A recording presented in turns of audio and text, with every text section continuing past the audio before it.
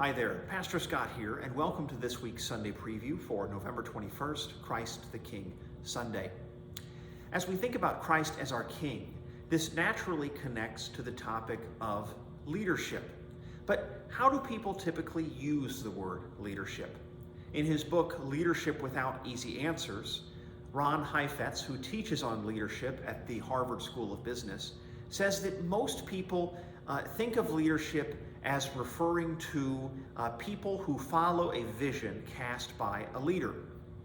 There's a connotation here of the people looking to the leader for what to do. But a more nuanced, richer understanding of leadership, Heifetz says, is how a leader can empower the people to confront their problems and discover within themselves the resources and capabilities to address those problems. Thinking of Heifetz's latter understanding of leadership, we then turn our attention back to Revelation 1. And did you know that Revelation 1 is one of the most important texts for the Protestant idea called the priesthood of all believers that Martin Luther penned during the Protestant Reformation? Other scriptures are used to support that doctrine as well, but this text lies at the center of it. Why? Because explicitly in this text, it says that Christ has come to empower us to become the priests of Christ's kingdom.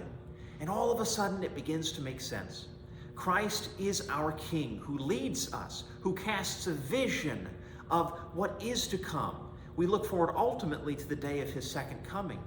But in the present tense, as we wait for that hopeful day of his second coming, we are called to be priests. We are called to be leaders who live sacrificial, generous, Christ-centered lives. And as we claim those spiritual gifts that are given to us in our baptism, that helps us to address the issues and problems and challenges that are placed in front of us today, both as individuals and as a congregation.